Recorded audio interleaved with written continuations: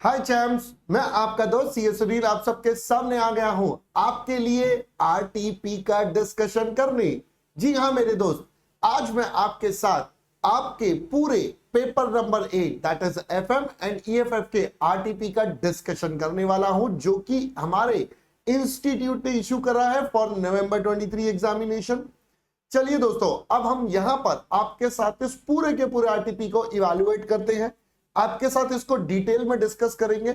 जहां जहां भी इसमें कुछ एरियाज है जहां पर आप अटक सकते हैं या जहां आपको इश्यू आ सकता है, वो सब हम आपके साथ पूरा डिटेल में डिस्कस करेंगे। तो शुरू करें। बिल्कुल सर, देरी किस बात की? मैंने कहा बिल्कुल जी बिल्कुल।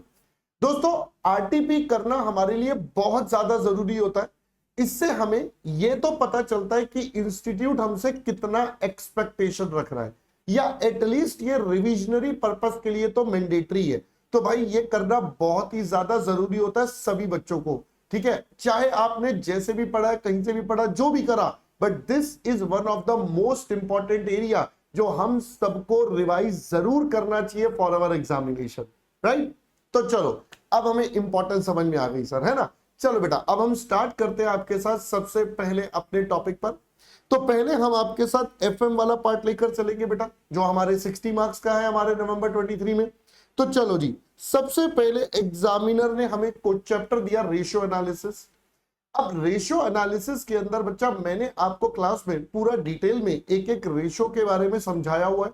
हर रेशियो के अंदर क्या क्या पॉइंटर्स हैं, क्या क्या बातें हैं बेटा, ये सब बातें आपको पूरी डिटेल में एक्सप्लेन करी थी हमने। हर रेशो के अंदर उसकी एडवांटेजेस, डिसएडवांटेजेस, हाई होना, लो होना, सब डिस्कस कर रहा था पूरे मीनिंगफुल तरीके से। तो आज देखो, इस आरटीपी में हमारे इंस्टीट्यूट ने भी बोला कि भाई देखो, रेशो के सिर्फ फॉर्मूले याद करने से नहीं होगा, उसकी इंटरप्रिटेशन भी आपको समझनी है। कैसे सर? मैंने कहा देखिए, हमारा क्वेश्चन नंबर 1 कहता है, from the following table of financial ratios of Prabhu Chemicals Limited, comment on various ratios given at the end। बेटा आपको सिर्फ कमेंट करना है। इंस्टीट्यूट कह रहा है भैया देखो, मैं रेशियो आपको बना के दे रहा हूं, मैं पहले से कैलकुलेट करके दे रहा हूं, तो आपसे कैलकुलेशन नहीं करवा रहा, सिर्फ आपसे इंटरप्रिटेशन पार्ट पे फोकस करवाया। तो आपको ये सारी की सारी रेशियोज कुछ कुछ बताइए, अभी देखेंगे। 2 इयर्स का डेटा भी दे दिया, साथ साथ इंडस्ट्री का एवरेज भी दे दिया। भाई हमारी केमिकल कंपनी है, केमिकल इंडस्ट्री का एवरेज दे दिया। अब एक एक करके बेटा पढ़ते हैं। पहले तो ये डेटा दे दिया, ठीक है। मैं हमेशा बोलता हूं, कॉस्टिंग हो चाहे एफएम हो, भाई सबसे इंपॉर्टेंट एरिया है क्वेश्चन का रिक्वायरमेंट। वहीं से आपको समझ में आएगा कि क्वेश्चन में अल्टीमेटली बेटा आपको करना क्या है। तो देखिए बेटा क्या बोलता है आपको, comment on the following aspect of the company. एक तो लिक्विडिटी के ऊपर कमेंट है, ऑपरेटिंग प्रॉफिट, फाइनेंसिंग और रिटर्न। तो अगर मैं टेक्निकली देखूं बेटा, मेरे को लिक्विडिटी रेशियो दे दिया, मुझे ऑपरेटिंग प्रॉफिट का सेकंड पार्ट दे दिया, ये मेरा फाइनेंसिंग से रिलेटेड डेटा हो गया और ये मेरे रिटर्न से रिलेटेड। तो all the 4 parts are available there itself. चलिए अब हम एक एक करके बेटा इनके बारे में सोचते हैं आपके साथ। सबसे पहले बात करते हैं बेटा लिक्विडिटी रेशियो की। तो लिक्विडिटी रेशियो हमारी शॉर्ट टर्म सॉल्वेंसी को बताती है।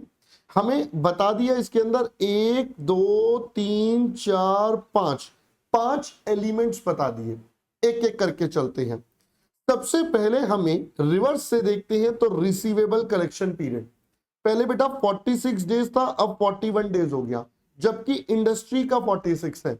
तो भाई यानी कि यहां से कहने से हमारे पास डेटर्स बेटा डिक्रीज हो रहे होंगे। टेक्निकली हमने अपना क्रेडिट पीरियड कम कर दिया, तो कहीं ना कहीं हमारे डेटर्स या करंट एसेट्स में फॉल आ रहा है। इन्वेंट्री टर्नओवर रेशो बढ़ गया, जबकि इंडस्ट्री का सिर्फ 5 है। भाई डेटर्स के केस में तो इंडस्ट्री के आसपास ही चल रहा है, यहां पर गैप बहुत ज्यादा है। तो इंडस्ट्री का बेटा काफी ज्यादा लो है as compare to the company, पहली बात। और यहां पर हमारा इन्वेंट्री टर्नओवर बढ़ भी रहा है। अगर बेटा इन्वेंट्री टर्नओवर बढ़ रहा है, तो बताइए इन्वेंट्री टर्नओवर कैसे निकलता था सर? इट वाज, बताइए जी, COGS divided by average stock. अब ये वैल्यू बढ़ रही है, बढ़ेगी कब? जब आपका एवरेज स्टॉक गिरेगा।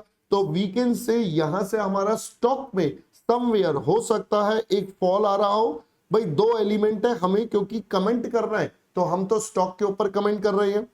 रिसीवेबल टर्नओवर बढ़ रहा है, तो ये कैसे होता है बेटा, sales divided by debtors, average debtors. अब हमने पहले इंटरप्रेट कर लिया डेटर्स गिर रही है, डिनोमिनेटर गिर रहा है, इसलिए रेशो बढ़ रहा है। तो यानी कि ये बेटा यहां पर भी यहीं पर आ गया, डेटर्स का आपके पास डिक्रीज आ रहा है। क्विक रेशो आपके पास आ गई 1.4 से 1.8। बेटा क्विक रेशो बढ़ रही है, अगर क्विक रेशो बढ़ रही है तो कैसे निकलती है, quick assets bye quick liabilities. अब हमने कहा भाई करंट लायबिलिटी भी लेते, आपको बताया था।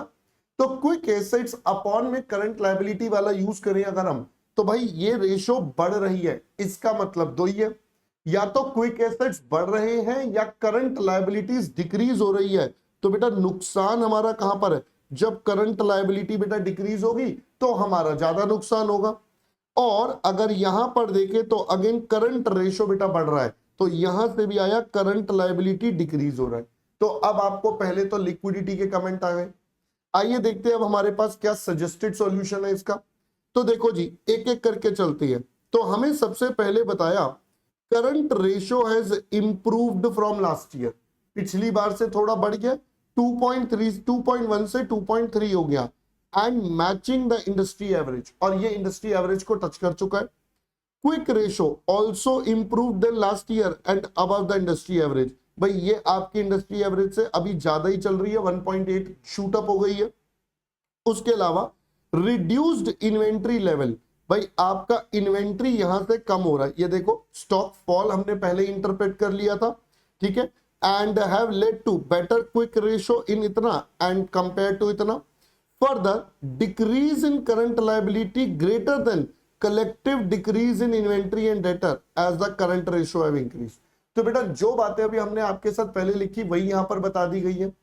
अब कई बच्चों के मन में आता है सर आपने तो ना वो अलग से हमें पॉजिटिव नेगेटिव वाला एस्पेक्ट भी समझाया था। हाँ बेटा वो भी साथ में ऐड ऑन कर सकते हो, कोई प्रॉब्लम नहीं है, you can add on those point as well जो हमने आपके साथ क्लास में भी लिखे थे, समझे भी थे सारी रेशियोज के बारे में, ठीक है। चलो ऑपरेटिंग प्रॉफिटेबिलिटी, आरओआई पहले 24 था अब 21 हो गया, जबकि इंडस्ट्री का 18 है। तो हम कहेंगे भाई देखो आरओआई गिरा तो जरूर है but still it is higher than the industry average, मतलब we are making good profits अभी यहां पर। ऑपरेटिंग प्रॉफिट मार्जिन हमारा सेम है, ऑल्दो इंडस्ट्री से बेटा ज्यादा है, still the company is making a good gross profit as well. तो देखिए बेटा operating income reduce from last year but operating margin has been maintained. This may happen due to decrease in operating cost. However, both the ratios are still higher than the industry average. भाई देखो margin आपके same रहे हैं, if you see margin same है but ये कम हो गया, तो भाई ये कब हुआ होगा आपका, जब आपका ऑपरेटिंग एक्सपेंसेस में नॉन ऑपरेटिंग एक्सपेंसेस में चेंज आया, क्योंकि वो तो यहां पर आपके ऑटोमेटिकली क्या हो रहे हैं, एडजस्ट हो गए हैं। आई होप पहले बेटा ये वाली बात समझ में आ गई और दोनों इंडस्ट्री के ट्रेंड से ज्यादा है। देन डेट रेशो पहले 45 था 44 है, इंडस्ट्री से कम है, तो भाई अब हमने कुछ डेट का रीपेमेंट कर दिया होगा, दैट्स व्हाई अब थोड़ा सा रिड्यूस हो गया, ऑल्दो इट इज बेटर कि हमने यहाँ पर कम लिया हुआ है। अब कम लेने का आप नेगेटिव एस्पेक्ट भी लिख सकते हो, भाई ये लिवरेज नहीं ले पा रहे हैं, ट्रेडिंग ऑन इक्विटी का फायदा नहीं ले पा रहे, वो सब भी आप लिख सकते हो। तो company has reduced its debt by 1%, saved earnings for equity share holder, signifies dependency on debt compare to other industry is low. भाई आप बाकी प्लेयर से कंपैरेटिव करोगे तो कम है, बट नुकसान क्या हो जाएगा, नुकसान ट्रेडिंग ऑन इक्विटी का फायदा बेटा कम ले पा रहे हो आप, बाकी लोग ज्यादा ले पा रहे होंगे, this is another way. Return on equity पहले 26 था बढ़ गया और इंडस्ट्री से तो कहीं ज्यादा है, तो भाई ये तो हमारी कंपनी के लिए अच्छा है क्योंकि हम इक्विटी वालों को ज्यादा पैसा कमा कर दे रहे हैं। आप देखिए हमने डेट कम कर दिया तो ऑब्वियसली इक्विटी वालों के लिए इनकम क्या हो जाएगी, ज्यादा हो जाएगी। तो ये देखिए बेटा हमारा return, Prabhu's ROE is 26 in इतना and 28 compared to industry average. ROE is stable and improved over the last year. तो आपको जो मैंने पॉइंट्स लिखवाए थे वो भी यहाँ पर ऐड ऑन कर सकते हैं। आई होप बेटा पहले ये रेशियोज वाला पॉइंट अब क्लियर हो गया होगा आपको, how the ratio analysis is being done, right. चलो ये पहला क्वेश्चन तो हमारा डन हो गया। आते हैं बेटा अगले टॉपिक पर जो हमारे इंस्टीट्यूट ने दिया, that is cost of capital का। आइए जरा इसको पढ़ लेते हैं बेटा क्या बोला है। Jason limited planning to raise additional finance of 20 lakh rupees, भाई 20 लाख रुपए का और पैसा चाहिए। तो बेटा ये मार्जिनल कॉस्ट ऑफ कैपिटल वाला कुछ पॉइंट लग रहा है हमें, जहां एडिशनल पैसे की बात करी जाती है। Meeting it's new plan, it has, अरे भाई रुक जा, कहां भागे जा रहा है, it has 4,20,000 in the form of retained earning available for investment. Further details are as following. भाई 4,20,000 पे रिजर्वेंट सरप्लस भी है। Okay sir. अब ओहो सर, ये तो वही क्वेश्चन है जो बार बार इंस्टीट्यूट ने पेपर में भी पूछा है और हमने क्लास में भी करा है, स्टडी मॉड्यूल में भी है, सब जगह पर है। तो देखिए बेटा, डेट इक्विटी मिक्स 30:70 है, cost of debt up to 360, और ये क्लियरली बोल दिया बेटा बिफोर टैक्स है। इसका मतलब ये सिर्फ इंटरेस्ट रेट है, हमें कॉस्ट ऑफ डेट अभी निकालना पड़ेगा। ईपीएस आपको बता दिया, डिविडेंड पे आउट बता दिया, करंट मार्केट प्राइस आपके पास है, एक्सपेक्टेड ग्रोथ रेट यानी कि आपको जी भी बता दिया गया है, और टैक्स का टी भी बता दिया गया है 40%। रिक्वायर्ड सबसे important part, determine cost of retained earnings and cost of equity. तो पहले तो बेटा आपसे के ई और के आर की बात कर रहे हैं। देखो, जब भी ये एडिशनल कॉस्ट ऑफ कैपिटल या मार्जिनल कॉस्ट ऑफ कैपिटल का क्वेश्चन था, तो मैंने आपको बताया था भाई देखो, मैं तो ये चाहूंगा कि आप एक छोटा सा डायग्राम बना लो, पैसा कहां से कितना कितना कैसे कैसे आएगा। तो अगर हम यहां पर देखें बेटा, हमें चाहिए क्वेश्चन के हिसाब से 20 लाख। अब 20 लाख में से हमें बता दिया गया डेट और इक्विटी का शेयर कितना है बेटा, आपको 30:70 बोला, तो 20 लाख का 30% बेटा कितना हो गया, ये हो गया 6 लाख, और आपके पास बाकी का बच गया बेटा इक्विटी, तो इक्विटी हो गया 20 लाख का बेटा 70%, so that stands eight 14 lakh. तो पहले तो ये डेट और इक्विटी का ब्रेकअप आपके सामने आ गया। अब इक्विटी में 4,20,000 तो बेटा हमारे रिटेन्ड अर्निंग है, तो पहले तो हम रिजर्वेंट सरप्लस का पैसा यूज कर लेंगे 4,20, और बाकी हमारा कहां से आ जाएगा, बाकी बेटा न्यू इक्विटी से आ जाएगा 9,80,000 का। लीजिए, ये हमारे पास बेटा पूरा ब्रेकअप। अब चलते हैं जरा डेट पर। डेट में बोला गया था, क्या बोला था अभी देख लेते हैं बेटा। सबसे पहले आपको बोला अप टू 368%, उसके बाद 12। तो भाई पहले हम यहां पर कहते हैं 3,60,000 वाला लोन, ये बेटा 8% पर होगा। बैलेंस और कितना चाहिए बच्चा, अगर हम करें तो 6 - 3.6, आपको चाहिए 2,40,000, जो एग्जामिनर ने बोला बेटा आपके 12% पर आएगा। तो पहले तो हमने अपना ये ब्रेकअप रेडी कर लिया, ठीक है सर। अब फर्स्ट पार्ट में बोलता है के आर और के ई निकालिए। चलिए, हमें बेटा ईपीएस दे दिया। अब देखो, अगर मैं आपके साथ शॉर्ट में डिस्कस करूं तो बताइए बेटा के ई क्या होता था। Sir it is D1/P0 + G। मैंने कहा बिल्कुल ठीक बात है। अब D1 क्या हो जाएगा बेटा, 4 रुपए का अर्निंग है और 50% आपका डिविडेंड है। तो बेटा कुछ नहीं बोला तो लास्ट ईयर का ही होगा ना, एक्सपेक्टेड फ्यूचर कुछ नहीं बोला। तो 4 रुपए कमाए थे, 50% बांट दिए। अब इसमें आप ग्रोथ रेट और जोड़ देंगे जो कि 10% बेटा आपको क्वेश्चन में गिवन है। तो भाई ये आपका 10% यानी कि 0.10 और जुड़ गया, डिवाइडेड बाय P0। प्राइस बेटा आपको दे दिया है, करंट मार्केट प्राइस इज 44। तो भाई मैं भी यहाँ पर 44 ले लेता हूँ क्योंकि और कोई ऑप्शन अवेलेबल नहीं है। तो भाई ये हो जाएगा 2 + 10% डिवाइडेड बाय 44 + 0.1। तो बच्चा ये आ गया 0.15, बोले तो 15%। सिंपल। अब दोस्तों यहीं से अगर मैं देखूं तो हमें कोई फ्लोटेशन कॉस्ट वगैरह तो दी नहीं हुई है, तो यानी कि के आर और के ई क्या हो जाएंगे बेटा, इक्वल हो जाएंगे। ये देख लेते हैं बेटा, इसका सॉल्यूशन भी यहां से, ये देखिए पहले तो के ई हो गया D1/P0, अब प्लस जी इन्होंने लिखना भूल गए हैं। ये देखिए बेटा, यहां पर इन्होंने सही से कर दिया, और के ई आपका आ गया 15%। सबसे पहले तो बेटा ये आ गया। अब क्योंकि फ्लोटेशन नहीं है तो के ई विल बी इक्वल टू के आर इज इक्वल टू 15%। तो ये आपके पास पहला पार्ट तो डन हो गया।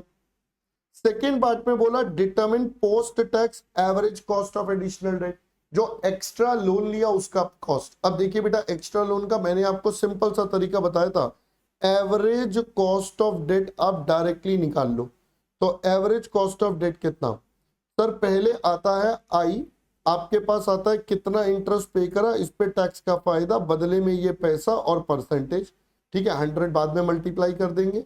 चलिए, क्या पे करा वर्सेस क्या रिसीव करा, अपना फंडा तो वही है बेटा। इंटरेस्ट कितना, 3,60,000 पर सर 8% है, फिर उसके बाद 240 पर सर 12% है, ये हम टोटल इंटरेस्ट पे करेंगे, इस पर टैक्स लगेगा बेटा 40%, 40 था ना, हाँ जी 40% डिवाइडेड बाय टोटल लोन है बेटा हमारे पास कितने का, 6 लाख रुपए का, तो ये हो जाएगा 6 lakh. That becomes your average cost of date.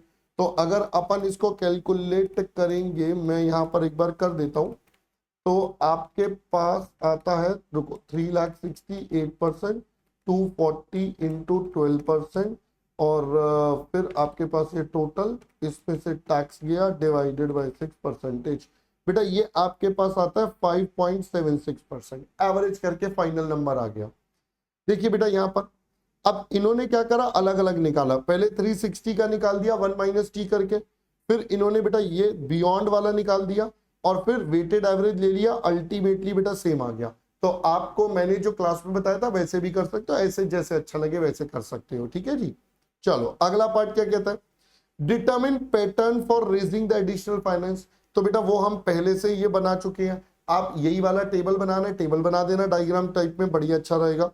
Compute overall weighted average tax. तो भाई वेटेड एवरेज कितना हो जाएगा बेटा, देखो 6 लाख का जो पैसा है इसकी कॉस्ट हो गई 5.6, और ये 14 लाख जो है इसकी कॉस्ट हो गई 15। तो अब आपको वेटेड एवरेज निकालना है, वो आप आराम से कर सकते हो। ये देखिए बेटा, ये हो गया 30% वाला, ये 70% वाला, डेट और इक्विटी का 30-70 चल रहा है।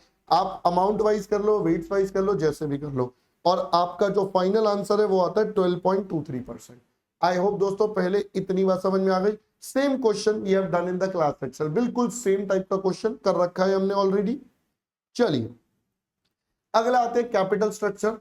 अगेन एक और बिल्कुल सिंपल क्वेश्चन जो हम ऑलरेडी कर चुके हैं, हमारे मॉड्यूल में भी गिवन है, हर जगह ये अवेलेबल है बेटा क्वेश्चन। देखिए बेटा capital structure, Prakash limited provides you the following information.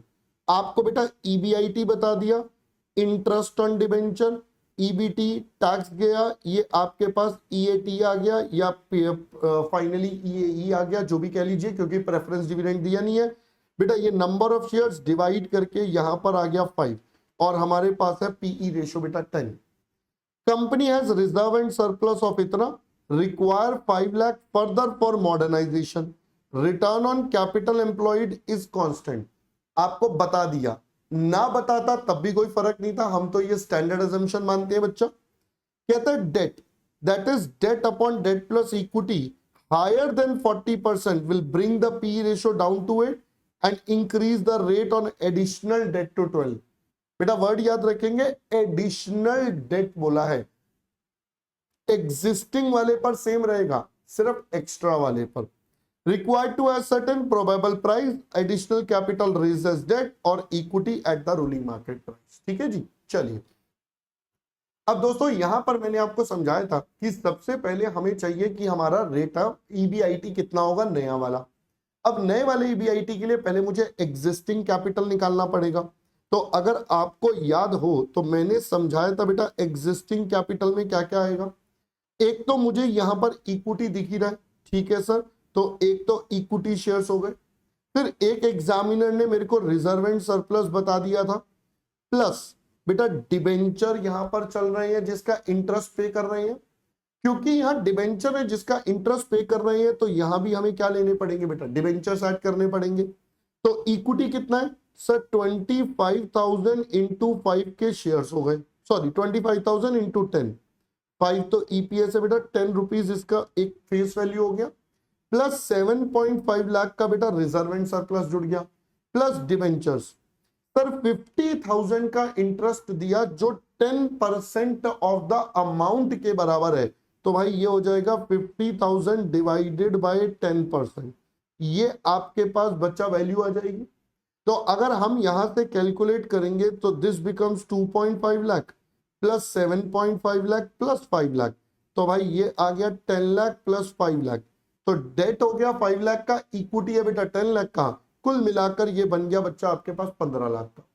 ये एग्जिस्टिंग आ गया, नया 5 लाख और चाहिए, तो आपका न्यू कैपिटल बेटा कितना हो गया सर, 15 ऑलरेडी है, 5 और चाहिए तो 20 लाख। अब न्यू ईबीआईटी बेटा कितना हो जाएगा जो कंपनी कमाएगी, 3 लाख कमाते थे 15 लाख लगाकर, अब 20 लाख पर, तो बेटा रेट ऑफ रिटर्न ऑटोमेटिकली क्या कर दिया, सेम कर दिया। तो 3/15 इंटू 20, यानी कि अब बेटा EBIT हो जाएगा 4। अब इसके बाद हमें अपना मेन आंसर करना है, बट उससे पहले हमें दो एस्पेक्ट्स पर फोकस करना है कि हमारा पीई रेशो कितना होगा फ्यूचर में, और इंटरेस्ट रेट वो डिपेंड करता है हमारे डेट वाली रेशो पर। तो अब हमें पहले दोनों ऑप्शन में डेट और लिखा है debt upon debt plus equity, ये कैलकुलेट करना पड़ेगा। आइए बेटा यहां पर देखते हैं। ये देखिए जी, सबसे पहले तो हमने भी बेटा ये 4 लाख निकाला आपके लिए कि भाई जो एग्जिस्टिंग रेट ऑफ रिटर्न है वो सेम रखकर हमारा नया EBIT कितना। अब अगर हम इसकी वर्किंग नोट्स पर चले तो ये देखिए बेटा, पहले तो इन्होंने 20% परसेंटेज वाइज निकाला, भाई 3 lakh on a base of 15 lakh. मैंने बेटा आपको डायरेक्ट करवा दिया, एक ही बात है, कहीं कोई टेंशन नहीं है, ठीक है जी। अब मेन है ये डेट इक्विटी का रेशो निकालना। अगर तो हम इसे डेट की फॉर्म में रेस करेंगे तो बेटा हमने अभी देखा था 5 लाख का आपका डेट है और 10 लाख का बेटा इक्विटी है, यही हमारे पास सिचुएशन चल रही है। अब हम कह रहे हैं 5 लाख और डेट से आएगा, तो भाई हमारे पास कॉन्सेप्ट था debt upon debt plus equity का।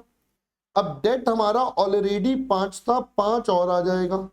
डेट हमारा 5 ऑलरेडी था, 5 और आ जाएगा। इक्विटी 10 पर है, तो भाई मैं इसको परसेंटेज वाइज कर लेता हूं। तो अगर करेंगे तो बेटा 10 अपॉन में ये हो गया 20, यानी कि ये आ गया 50%। अब क्योंकि ये बेटा कितने से ज्यादा हो गया, 40% से ज्यादा हो गया।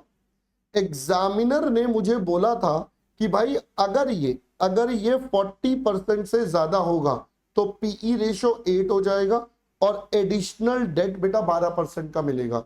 अब ये दोनों की दोनों कंडीशन हमारी मीट हो गई, भाई ये 50% से ज्यादा हो गया। तो अब हमें जो पीई रेशो लेना है वो बेटा कितना हो जाएगा, 8, और हमारा जो इंटरेस्ट रेट है वो इन्होंने लिखा नहीं है, और साथ साथ बेटा इंटरेस्ट रेट आपका 12% हो जाएगा, बट कौन से पर, एडिशनल डेट पर जो आपने एक्स्ट्रा लिया। तो जो 5 लाख का लोन एक्स्ट्रा लिया बेटा उस पर ये वाला वैल्यू 12% वाला हमारा अप्लाई कर जाएगा। Got it. चलिए सर, अब इसके बेस पर बेटा हम यहां पर अपना आंसर प्रेजेंट करते हैं। ये देखिए बच्चा, अब इंटरेस्ट पहले तो एग्जिस्टिंग वाला, अब एग्जिस्टिंग वाला तो बेटा 10 पर रहेगा, ये हमने पहले डिस्कस कर लिया। फिर ये न्यू वाला, अब न्यू वाला सिर्फ किस में होगा, अगर डेट में रेस करेंगे तो ही आएगा और 12% आएगा। दूसरे वाले में तो बेटा लोन है ही नहीं, इट्स ऑल इक्विटी। अच्छा, इस वाले में भी बेटा कैलकुलेशन जरूर करनी है, इन्होंने बेटा करके नहीं दिखाई है, बट मैं तो आपको बोलूंगा आपको करके दिखानी है एग्जाम में। तो आप यहां पर एक एक्स्ट्रा पार्ट करेंगे, debt equity ratio 5 lakh is raised as equity, मैंने क्लास में भी आपको करवाया हुआ है। तो भाई अगर हम वो करेंगे तो वहां पर भी हो जाएगा debt upon debt plus equity is equal to में 5 लाख अपॉन 5 लाख प्लस यहां पर हो जाएगा 10 लाख प्लस 5 लाख। तो अगर हम परसेंटेज वाइज करेंगे तो बेटा कितना हो जाएगा, 5/20, तो बेटा ये आता है 25%। सर इससे क्या प्रूव होगा, बेटा इससे ये प्रूव होगा कि हमारा पीई रेशो में तो कोई इंपैक्ट नहीं है ना। देखो कई बार क्या होता है, एग्जामिनर बेटा दे सकता है तो आपको चेक जरूर करना है। मान लो ये भी 40 से एक्सीड कर देता या 40 टच कर लेता, तो इस केस में भी आपका PE ratio would have changed. भाई नया लोन नहीं आता, does not matter, but PE ratio पे तो इंपैक्ट आता, तो वो हम जरूर कंसीडर करते, बट यहां पर नहीं आ रहा है, कोई नहीं है, 40 से कम है। तो ये देखिए बच्चा, अब हमारे पास आ गया ईबीटी, टैक्स 40 पर 50 पर 40 था 50 है, एक बार चेक कर लेते क्वेश्चन में, टैक्स टैक्स टैक्स कहां गया इसमें, ये रहा, अच्छा 50% है, ठीक है। तो टैक्स लगा दिया बेटा 50%, आपके पास आ गया ईएटी। प्रेफरेंस डिविडेंड है नहीं, तो बेटा यही आपका बन गया ईएई टेक्निकली। अब नंबर ऑफ इक्विटी शेयर्स देखिए बच्चा, यहां पर एग्जिस्टिंग में 25,000 ऑलरेडी है, ठीक है जी। तो अगर मैं यहां पर लिखूंगा तो 25,000 बेटा एग्जिस्टिंग हो गया, नया इक्विटी से आया ही नहीं, सारा का सारा बेटा किससे आया, डेट से आया, तो ये 25,000। यहां पर बात करते हैं 25,000 ऑलरेडी, अब 5 लाख हमने इक्विटी से रेस करे।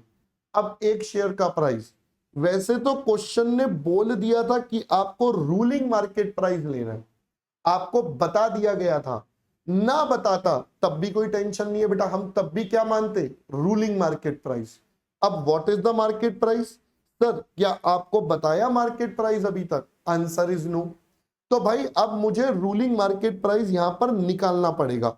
तो अब ये रूलिंग मार्केट प्राइस बेटा निकलेगा कैसे, आइए जरा उस पर चर्चा कर लेते हैं। तो भाई अगर हम बात करें रूलिंग मार्केट प्राइस, तो ये कैसे निकल जाएगा बेटा, market price will be equal to EPS और पीई रेशियो का मल्टीप्लाई। तो अगर मैं बात करूं ईपीएस एग्जिस्टिंग 5 है, ये 10 है, यानी कि 50 रुपए का हमारा मार्केट प्राइस अभी चल रहा होगा। तो ये देखिए हमारे एग्जामिनर ने यहां पर यही काम करा। ये देखिए बेटा मैंने 5-10 ठीक है, ये देखिए बेटा ये आ गया नंबर ऑफ इक्विटी शेयर्स 25,000 और 35,000, ठीक है जी। अब नंबर ऑफ शेयर्स 35 बेटा कैसे आए हैं, तो यहां पर हो जाएगा, कहां गया, मैंने कहा लिखा था, ये लिखा था, तो 5 लाख बाय 50 हो जाएगा बेटा। तो अगर हम यहां पर करेंगे तो दिस बिकम्स 35,000, 10,000 शेयर और आ गए। तो ये देखिए बेटा 25,000 35। अब ये नया ईपीएस, अब पीई रेशो, भाई डेट वाले केस में आपका इक्विटी वाला डेट इक्विटी बढ़ गया तो वहां 8 है, यहां चेंज नहीं है तो 10, यहां पर ये वाला प्राइस आ गया, ये वाला। अब यहां आपको सिर्फ प्राइस निकालने को बोला था, आपको क्या बोला था बेटा, देखो एज सर्टेन प्रोबेबल प्राइस, आपको सिर्फ प्राइस निकालने को बोला था, तो हम भी सिर्फ प्राइस निकालेंगे, हम बाकी चीजें नहीं करेंगे। क्या दोस्त मेरी बात और मैटर आप सभी को समझ में आ गया, राइट? तो मैं उम्मीद कर रहा हूं ये वाला क्वेश्चन भी clear. Same question we have already discussed in the class also, ये हमने सेम करा भी हुआ है बेटा, ठीक है जी। चलिए आते हैं लिवरेज पर, एक और आसान क्वेश्चन बेटा आपके लिए, है ना, इनफैक्ट ये हमारा होमवर्क क्वेश्चन था क्लास में। तो बेटा ये जो क्वेश्चन है ये आरटीपी वगैरह में भी पूछा जा चुका है पहले, और हमारे स्टडी मॉड्यूल में भी है। आइए बेटा देखते हैं। क्वेश्चन कहता है capital structure of company for the year ended इतना कंसिस्टेड एज फॉलोज। अब ये बेटा हमें डेटा दे दिया, इक्विटी शेयर कैपिटल आपको बता दी बेटा 20 लाख, 10% डिबेंचर्स आपको बता दिए 20 लाख, यानी कि अगर हम अभी अपनी कैपिटल एम्प्लॉयड की बात करें तो कुल मिलाकर हमारे पास 40 लाख का कैपिटल लगा हुआ है, ठीक है। During the year 21-22 sales decreased to 1 lakh units, please ध्यान रखेंगे बेटा यूनिट्स गिर रही हैं, as compare to 120 in the previous year. However selling price stood at 15 and VC at 10 per unit for both the years। बच्चों सेलिंग प्राइस सेम है, VC same है, तो टेक्निकली मेरा कंट्रीब्यूशन पर यूनिट तो same होने वाला है और हमारा पीवी रेशियो भी सेम होने वाला है। Fixed expenses 2 lakh and the income tax rate is इतना। Required to calculate the following, degree of financial leverage इतना एंड इतना, ऑपरेटिंग लिवरेज एट इतना एंड इतना, और परसेंटेज चेंज इन ईपीएस। तो बेटा देखो मैं तो आपको सजेस्ट करूंगा कि पहले आप अपनी इनकम स्टेटमेंट प्रिपेयर कर लो, क्योंकि आपको डीओएल निकालना है, डीएफएल निकालना है, ईपीएस, तीनों चीजें निकालनी है। तो सबसे पहला सबसे आसान वे हो जाएगा कि हम पहले अपनी इनकम स्टेटमेंट प्रिपेयर कर लें। Once we are done with the income statement, फिर हम आराम से ऑपरेटिंग, फाइनेंशियल और ईपीएस बेटा निकाल सकते हैं, राइट? बात तो ठीक है सर। तो आइए बेटा देखते हैं, ये देखिए इन्होंने भी पहले अपनी क्या बना ली है, इनकम स्टेटमेंट। बेटा ये सेल्स वैल्यू आ गई एट द रेट ऑफ, हमें बताया था बेटा 15 रुपए का, वीसी हमें बताया था 10 रुपीज का, तो ये हमारे पास दोनों आ गया, तो कंट्रीब्यूशन तो बेटा डिफरेंस आ गया। देन फिक्स्ड एक्सपेंसेस आपके बेटा सेम रहते हैं, अगर कुछ ना बोला जाए, they don't change with the level of output. हमारे पास यहां से निकलकर आ जाएगा हमारा बेटा ईबीआईटी, ईबीआईटी में से डिबेंचर का इंटरेस्ट, तो एग्जामिनर ने बताया था 20 लाख का लोन है 10% वाला, यानी कि बेटा 2 लाख का इंटरेस्ट है, और ये 2 लाख का इंटरेस्ट माइनस हो गया, मैं लिख देता हूं 20 लाख का बेटा 10%, जो हमें क्वेश्चन में गिवन भी है। वी हैव ईबीटी, टैक्स लगा दिया बेटा 30%, वी हैव पैट। अब मेरी इनकम स्टेटमेंट बन चुकी है, चाहो तो आप बेटा यहीं पर अपना ईपीएस भी लगा सकते हो, you can compute your EPS as well over here, नहीं तो आप नॉर्मल तरीके से करो। ये देखिए बेटा तो अब हमारे पास सबसे पहले आ गया financial leverage, before versus after, preference dividend है नहीं, तो भाई पहले मैं ऐसा था अब मैं ऐसा हो गया हूं, सिंपल सा। तो भाई इट्स ईबीआईटी अपॉन में ईबीटी, ये आपके पास बेटा दोनों के दोनों निकल गए। ऑपरेटिंग लिवरेज बोला था, so it's again contribution by EBIT before versus after. अब मुझे थर्ड पार्ट में बोला था परसेंटेज चेंज इन ईपीएस, तो पहले पहले ईपीएस निकालना पड़ेगा, फिर मैं परसेंटेज चेंज बनाऊंगा। तो बेटा ये हमारा ईपीएस आ गया 140 और 70 divided by number of shares. Number of shares बेटा यहां से कितने हो जाएंगे, 20 लाख डिवाइडेड बाय 100, तो नंबर ऑफ शेयर्स बेटा यहां से हो जाएंगे 20 लाख बाय 100, यानी कि बेटा 20,000। तो 20,000 हमारे पास शेयर्स आ गए बेटा, ये देखिए आपके 20,000 शेयर्स आ गए। और इनकम ऊपर निकाल ली थी, ये आ गया 7 3.5, चेंज हो गया 3.5 on a base of existing, तो ये यानी कि 50% में आपका बदलाव आ रहा है। Your EPS is declining by 50%, right. एक सिंपल सा क्वेश्चन है बेटा, इसमें ना कोई ज्यादा एफर्ट था ना कोई ज्यादा दिमाग था, आराम से हम इसको सॉल्व कर पाए, राइट। बिल्कुल सेम चीज हमने क्लास में डिस्कस भी करी है। चलिए अब चलते हैं एक बच्चों की सबसे बड़ी प्रॉब्लम, सर इन्वेस्टमेंट डिसीजन। हाँ जी बेटा, अब हम आपसे बात करेंगे हमारे अगले चैप्टर की, अगली रिवीजन की, दैट इज इन्वेस्टमेंट डिसीजन। आइए जरा इसके बारे में देखते हैं। अरे सर इतना सा क्वेश्चन, हाँ बेटा ये रिप्लेसमेंट का क्वेश्चन है और ये छोटा वाला, बिल्कुल आसान वाला दिया इस बार, है ना। आइए जरा देखते हैं, हमने तो बहुत मुश्किल मुश्किल भी करे थे, कोई बात नहीं सर, हमें हर चीज करनी चाहिए because we never know exam में कब कहां पर क्या पूछ लिया जाएगा। So we have to be ready for each and every situation, right. चलिए देखिए बेटा क्या कहता है, PQR Limited considering buying a new machine which would have a useful economic life of 5 years at a cost of rupees 40 lakh and scrap value 5 lakh with 80% of the cost payable at the start of the project and 20% at the end of the first year। तो भाई देखो ये बहुत ही simple सा question है, ना replacement है ना कुछ है, बिल्कुल सिंपल सा है। आपको कहता है 40 लाख की मशीन है बेटा, 40 लाख का ब्रेकअप आपको बता दिया, 80% बोले तो कितना हो गया बेटा 32 लाख, ये हो गया आपके पास। और दूसरा हिस्सा बेटा कितना हो गया 20% बोले तो बेटा 8 लाख। ये आपके पास दो सिनेरियो बन गए, एक बन गया बेटा हमारा 32 लाख और एक बन गया बच्चा हमारा 8 लाख। ये दो वैल्यूज हमारे पास आ गई 40 लाख का ब्रेकअप करके, ठीक है। अब ये कब देना है सर, ये टाइम 0 पर और ये वाला टाइम 1 पर।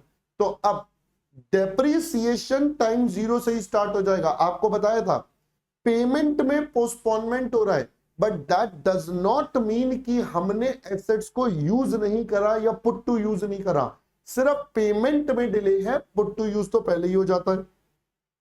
Machine would produce 80,000 units of a new product with an estimated selling price of इतना, direct cost 375 and annual fix cost including depreciation calculated on SLM would be इतना। अब आप बेटा ध्यान से देख लीजिए, आपको बोल दिया गया है भाई इसके अंदर डेप्रिसिएशन जुड़ा हुआ है, तो 1040 is including the depreciation part. तो अगर मुझे विदाउट डेप्रिसिएशन चाहिए तो मैं इसमें से डेप्रिसिएशन माइनस कर सकता हूं। चलिए अब अगर हम सोचे बेटा हमारा डेप्रिसिएशन कितना, तो बताइए बेटा 40 लाख की मशीन है, 5 लाख की स्क्रैप है, SLM मेथड है और इसकी लाइफ बता दी थी बेटा 5 इयर्स। तो भाई मैं इसको 5 ईयर से डिवाइड कर दूंगा तो मेरे पास 1 साल का डेप्रिसिएशन आता है 7 लाख। यानी कि अगर मैं आपके साथ यहां पर बोलूं fixed cost other than depreciation, अगर मुझे डेप्रिसिएशन के अलावा वाली चाहिए तो टोटल है बेटा 1040 जिसमें से 7 लाख का डेप्रिसिएशन है, यानी कि आपके पास बच गया बेटा 3,40,000। तो this is the value of actual other fixed cost other than depreciation. Depreciation के अलावा बेटा बाकी ये सब नंबर आ गए। ऑलराइट, चलो सर ये बात भी हो गई। In the first year and second year special cells promotion not included. भाई आपको ना ध्यान से पढ़ना है, वैसे तो क्वेश्चन हमने क्लास में करा हुआ है बट मैं बार बार फोकस करवा रहा हूं, not included in above cost would be incurred amounting to this and this respectively. Evaluate project using the NPV method assuming the company's cost of capital 12%. तो बेटा बहुत ही सिंपल सा क्वेश्चन है आपके लिए, बहुत सिंपल। तो ये देखिए बच्चा, अब मैं इसको 2 मिनट में आपके साथ यहां पर पूरा सॉल्व करवा देता हूं। करवा दो सर, हम थोड़ी रोकेंगे। मैंने कहा देखो जी भाई, देखो मैं अपने तरीके से डिस्कस करूं तो हमने क्या पढ़ा था सर, आपने हमें पढ़ाया था कि भाई आप सबसे पहले बना लो अपना स्टेटमेंट ऑफ एनपीवी। अब स्टेटमेंट ऑफ एनपीवी में एक कॉलम हमारे पास आ जाएगा पर्टिकुलर्स, फिर हमारे पास आ जाता है बेटा टाइम, फिर आ गया हमारा amount, then we have present value factor and finally we will have present value. अब अगर हम यहां पर बात करें तो सबसे पहले बेटा कॉस्ट ऑफ मशीन, ठीक है जी, कॉस्ट ऑफ मशीन। अब अगर हम बात करें तो टाइम 0 पर हमने बेटा अभी देखा था, टाइम 0 पर हमें 32 लाख देने हैं और टाइम 1 पर 8 लाख देना है। तो टाइम 0 पर 32 लाख, टाइम 1 पर 8 लाख, ये हमारे दो कैपिटल नेचर के एक्सपेंडिचर हो गए। चेक करिए बेटा, क्या टैक्स के बारे में इस क्वेश्चन में कुछ बोला है? Is there any information about tax? तो नो, तो टैक्स नहीं है तो आप सारी चीजों को एक फॉर्मेट में भी बता सकते हो। अदरवाइज मैं तो, क्योंकि मैंने आपको कहा था मैं अपना लॉजिक और परफॉर्मा एक रखता हूं, तो मैं बार बार हर क्वेश्चन में फॉर्मेट को चेंज नहीं करूंगा, मैं एक ही तरीके से कर लूंगा। कोई नहीं, एक आध मिनट ऊपर नीचे मेरे को लग जाएगा, डज नॉट मैटर। तो बेटा ये हमारे पास आ गया। पीवी फैक्टर के लिए हमें बताया था बेटा 12% इज द वैल्यू, तो ये आ जाएगा हमारा 12% पर, ठीक है जी। तो अगर हम यहां पर अब आपके साथ कैलकुलेशन कर ले 12% वाली, तो बेटा ये आ जाता है सबसे पहला 0.892 या 893 हो जाएगा इनफैक्ट, ये आपके पास आ जाएगा। मल्टीप्लाई करके बेटा हमारी प्रेजेंट वैल्यू आ गई, ये हमारे पास सबसे पहले बन गया पीवीसीओ। अब हम बात करेंगे बेटा हमारे इनफ्लोस की। तो अगर हम इनफ्लोस की बात करेंगे तो उसके लिए हमने सीखा था कि सर आप ना एक वर्किंग नोट बना देना। मैंने कहा बिल्कुल ठीक बात है।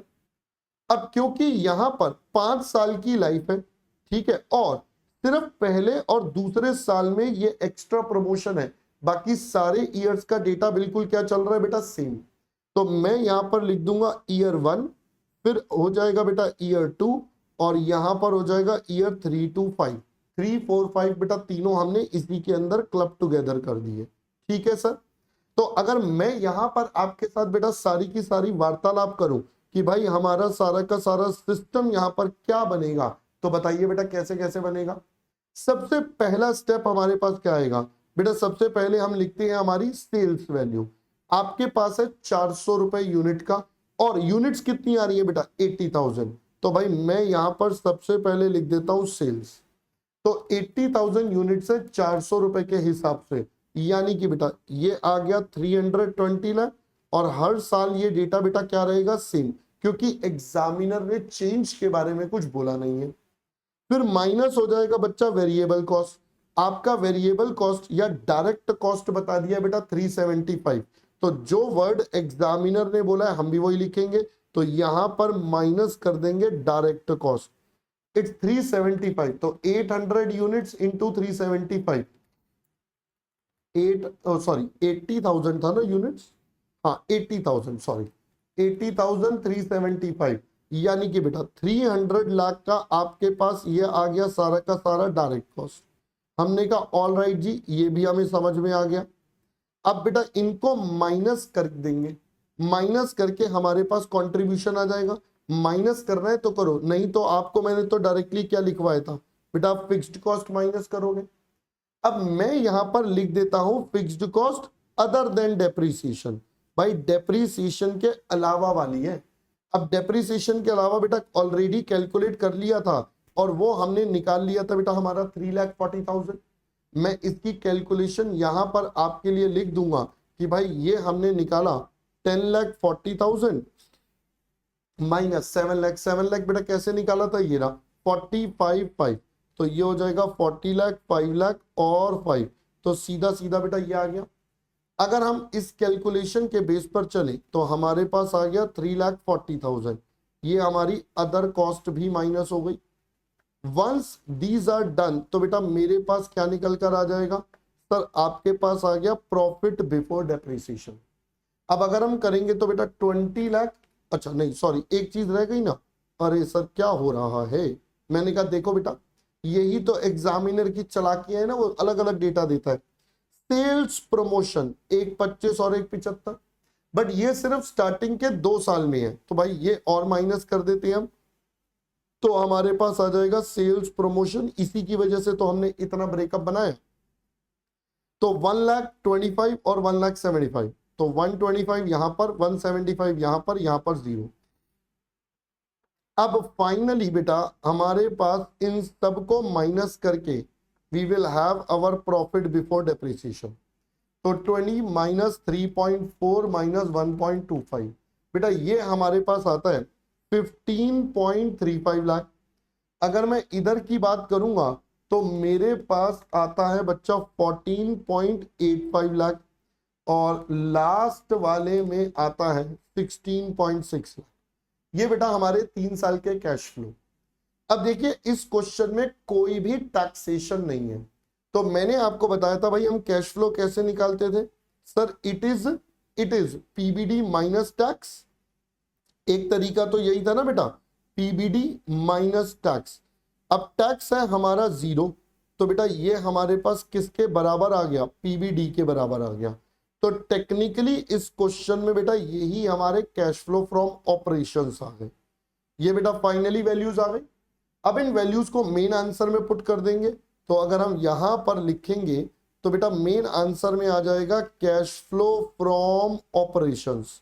ये कितने कितने आ रहे हैं बेटा, अगर हम यहां पर देखेंगे तो हमारे पास है ईयर 1, ईयर 2 और 325।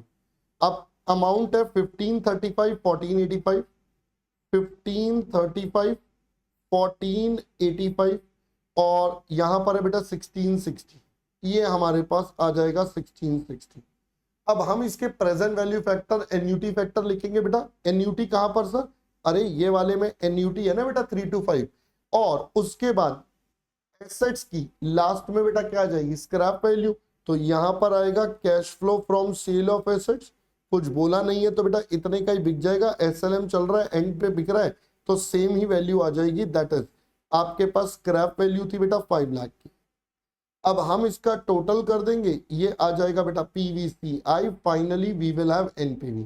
तो भाई हमने आपके साथ क्लास में ये प्रेजेंटेशन से करा था, तो मैंने पूरा आंसर आपको बेटा ये वाली प्रेजेंटेशन से करवाया। इससे प्रेजेंटेशन अच्छी होती है, समझने में आसानी होती है और कंफ्यूजन बिल्कुल मिनिमाइज। ठीक है, तो ये आपका बेटा यहां पर आकर हमारा क्वेश्चन नंबर 5 भी हुआ।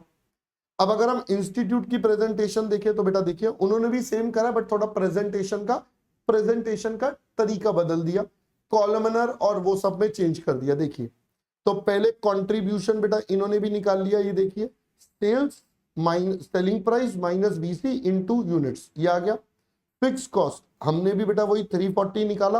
अब ये देखिए 32 लाख पहले साल खर्च हो गए, 8 लाख लग गए, फिर 20 लाख कमाए आपने, फिर फिक्स्ड कॉस्ट बेटा पे कर दी आपने, और प्रमोशन के माइनस हो गए।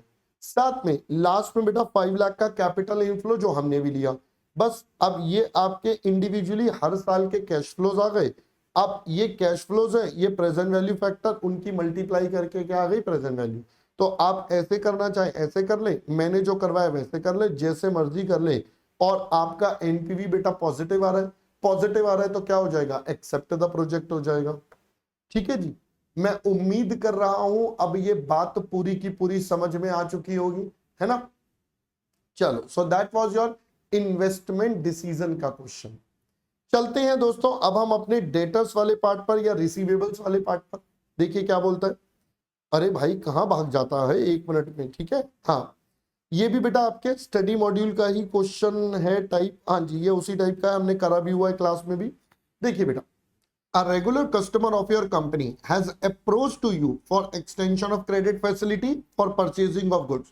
भाई अब आपके पास एक कस्टमर आया है जो कह रहा है सर मैं आपके पास ना मेरी क्रेडिट पीरियड को बढ़ा दो या मेरे क्रेडिट पीरियड को एडजस्ट कर दो, कुछ एक प्रपोजल लेकर। On analysis of past performance and on the basis of information supplied following pattern of payment schedule emerges. भाई ये हमारे पास एक डेटा निकल कर आ रहा है।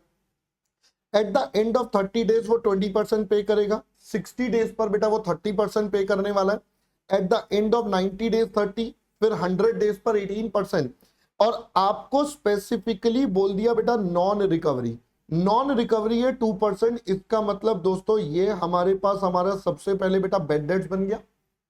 अब देखो जी, आपको ना सारा का सारा डेटा जो क्रेडिट पीरियड है या जो पेमेंट पीरियड है वो डेज में दे दिया और परसेंटेज के साथ दे दिया। तो याद करिए बेटा हम यहां पर क्या करते थे सर, हम यहां पर सबसे पहले अपना एवरेज क्रेडिट पीरियड निकालेंगे जो इसका वेटेड एवरेज हो जाएगा। तो भाई 30 डेज में पैसा मिलेगा 20% चांस है, 60 डेज में पैसा मिलेगा बेटा 30% चांस है। फिर आगे बोला बेटा 90 में 30, 100 में 18। 90 डेज में पैसा मिलेगा 30% चांस है और 100 डेज का बेटा 18% है। और बाकी का बेटा क्या है आपका नॉन रिकवरेबल है यानी कि बेड डेट्स है। तो अगर हम इसको कैलकुलेट कर लें बच्चा तो ये आपके पास आता है 90 का 30%, 100 का 18%। तो भाई ये कुल मिलाकर आपके पास आ गया बेटा 69 डेज, यानी कि एट प्रेजेंट कंपनी बेटा इस डेटर को 69 डेज का क्रेडिट पे कर रही है। ठीक है सर, आगे customer wants to enter into a firm commitment for purchase of goods of 40 lakh. भाई 40 लाख का वो कमिटमेंट कर रहा है, एक बार जो कमिटमेंट कर दिया फिर किसी की सुननी नहीं है। और deliveries to be made in equal quantities first day of each quarter in the calendar year. ठीक है sir, price per unit is ₹400 on which a profit of 20 is expected. अब देखो नॉर्मली तो वर्ड बोला प्रॉफिट, तो बेटा profit के अंदर सारी चीजें आ गई, वेरिएबल फिक्स डे वो सब आ गया। anticipated that taking up this contract would mean an extra recurring expenditure of 20। भाई जो ऊपर की कॉस्ट है उसके अलावा ये खर्चा एक और जोड़ दिया। अपॉर्चुनिटी कॉस्ट बेटा 18%। Would you as the advice financial manager of the company recommend grant of credit to the customer. अब आपको बोल दिया है specifically you have to consider बेटा 360 डेज, तो आप कोई 365 वाला आपके पास ऑप्शन बचेगा नहीं। अब देखिए मैंने आपको इस क्वेश्चन को कैसे करवाया था, भाई हमने कहा था आप ये देख लो कितना फायदा वर्सेस कितना नुकसान। तो बताइए बेटा आपके पास सबसे पहले प्रॉफिट कितना हो जाएगा जनरेट।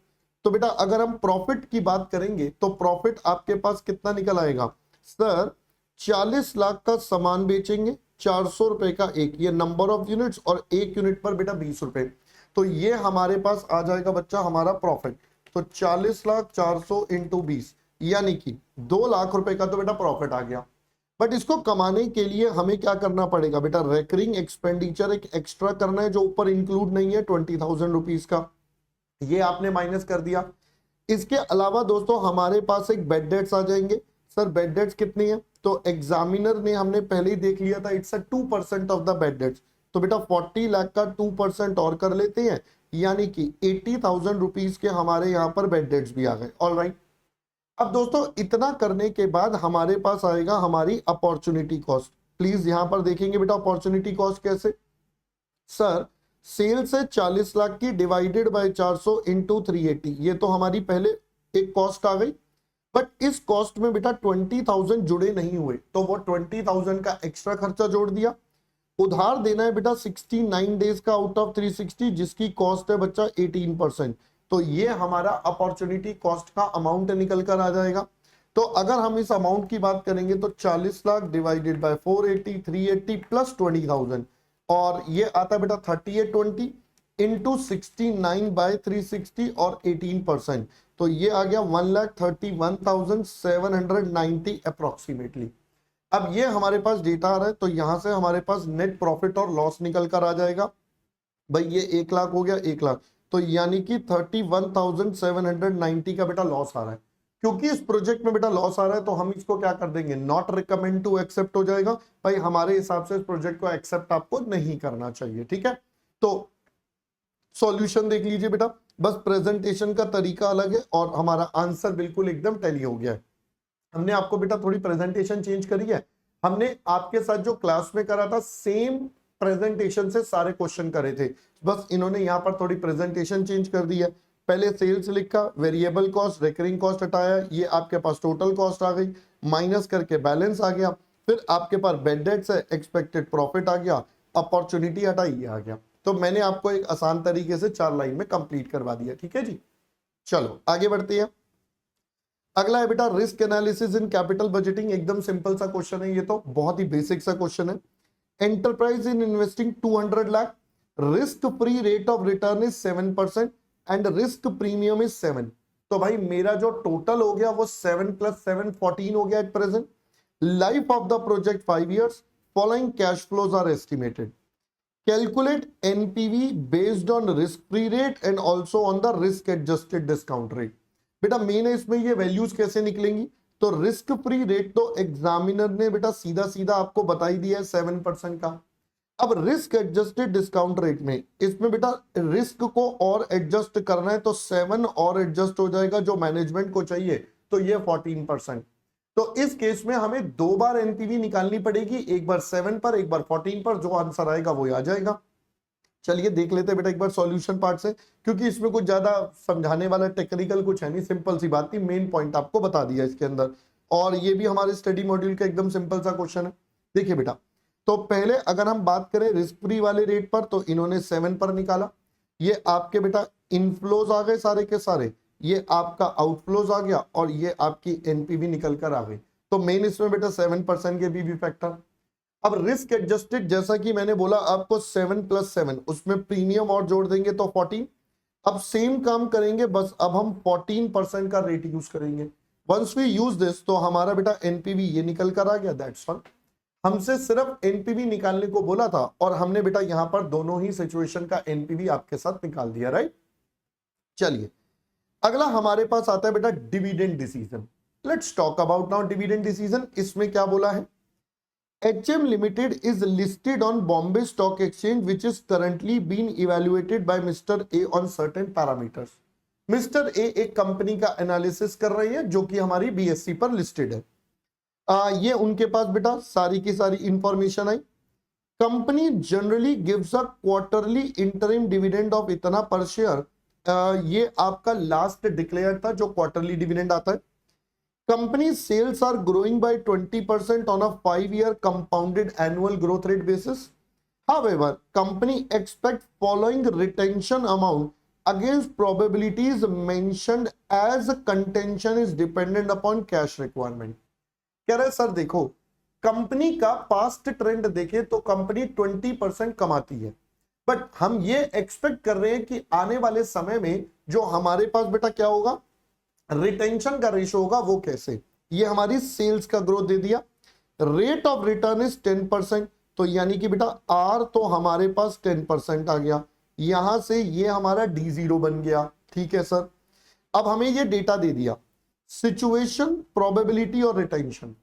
बेटा अगेन आपको 3 अलग अलग लेवल पर दे दिया विद द प्रोबेबिलिटी। तो मैं इन तीनों से बेटा क्या निकाल सकता हूं, एवरेज रिटेंशन निकाल सकता हूं कि भाई हमारा ऑन एन एवरेज या एक्सपेक्टेड रिटेंशन क्या होगा। जब भी प्रोबेबिलिटी आती है तो बेटा हम एक्सपेक्टेशंस अपनी निकालते हैं। तो भाई हमारे पास 50% कंपनी देगी, इसकी प्रोबेबिलिटी 0.30। 60% कंपनी रिटेन करेगी with the probability of 40% and 50% again retain होगा with the probability of 0.30। So ये हमारा एक्सपेक्टेड रिटेंशन हम निकाल सकते हैं। तो भाई अगर हम ये कैलकुलेट करें तो भाई मेरे पास आता है 54%, यानी कि हम अपनी कैलकुलेशन में बेटा रिटेंशन रेशो 54% लेंगे, यानी कि बेटा एक तरह से ये हमारा स्मॉल b बन गया हमारे एग्जांपल के हिसाब से। Current risk free rate is इतना, RF हो गया। Beta of the companies having a risk premium of इतना, ये आपको बेटा रिस्क प्रीमियम दे दिया है, ध्यान से पढ़ेंगे बेटा। ये आपके पास RF है, अब ये रिस्क प्रीमियम है तो ये RM - RF दे रखा है, और ये आपका बीटा। तो अगर मुझे ये 3 चीजें गिवन है तो मैं अपना कॉस्ट ऑफ इक्विटी निकाल सकता हूं। यू आर रिक्वायर्ड, देखो मेरे को नहीं पता भी निकालना क्या है, मैं तो जस्ट उम्मीदें लगा रहा हूं मेरे पास क्या क्या डेटा है। अब मैं सबसे इंपॉर्टेंट क्वेश्चन की रिक्वायरमेंट कहता है, you are required to help mister A in calculating current market price using Gordon formula. तो भाई मुझे तो अपने गॉर्डन भाई का कॉन्सेप्ट लगाना है और अपना आंसर निकालना है। तो बताइए जरा गॉर्डन भाई ने क्या बोला था।